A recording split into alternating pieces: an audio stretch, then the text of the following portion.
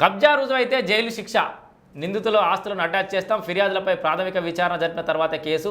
Hydraa commissioner Ranganath సంచలన వ్యాఖ్యలు చేశాడు. సో కబ్జా రుజువైతే జైలు శిక్ష వేస్తాడట.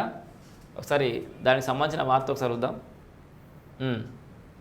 ప్రభుత్వ స్థలాలు, చెరువులు, పార్కులను ఎవరైనా కబ్జా చేస్తే ఎన్ఫోర్స్మెంట్ డైరెక్టరేట్ ఈడీ తరహాలో వారి ఆస్తులను ప్రభుత్వానికి అటాచ్ చేస్తామని, నేరం రుజువైతే నిందితులకు జైలు శిక్ష పడుతుందని హైడ్రా కమిషనర్ ఏవి రఘునాథ్ స్పష్టం చేశారు. ఆదివారం ఆయన ఓ మీడియా ఛానల్లో మాట్లాడుతూ ఎవరైనా కబ్జాలకు పాల్పడితే కఠిన చర్యలు ఉంటాయని హెచ్చరించారు. హైడ్రా పోలీస్ స్టేషన్లో నేరుగా కేసులు నమోదు చేయబోరని, ఫిర్యాదులపై ప్రాథమిక విచారణ జరిపిన తర్వాతే నమోదు చేస్తామని స్పష్టం చేశారు.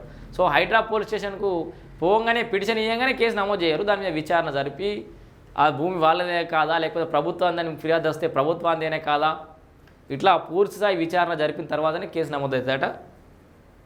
నాంపల్లి ఏసీజే ప్రత్యేక కోర్టులో హైడ్రా కేసులు విచారణ చేస్తారంటారు. సో ఈ హైడ్రాకి సంబంధించిన కేసులను సపరేట్ ఒక కోర్టు ఉంది, ఆ కోర్టులో విచారణ జరుపుతుందని చెప్తారు. సో మొత్తంగా కబ్జాలు రుజువైతే జైలుకి అంటారు. హైడ్రా అనేది అద్భుతంగా పనిచేస్తుంది హైదరాబాద్ నగరంలో అయితే.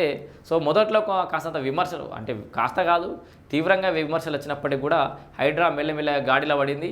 హైడ్రా చర్యల వల్ల చాలా జాగాల కాలనీ వాసులకి రోడ్లు రావడం, విముక్తి కావడం, కొన్ని చెరువులు విముక్తి కావడం, కబ్జా నుంచి కొంత వందల ఎకరాల్లో భూమి కూడా కబ్జా చెర నుంచి విడిపించడం. సో దీని ద్వారా హైడ్రా మెల్లమెల్లగా హైదరాబాద్ ప్రజల యొక్క సపోర్ట్ని అయితే తీసుకుంటుందని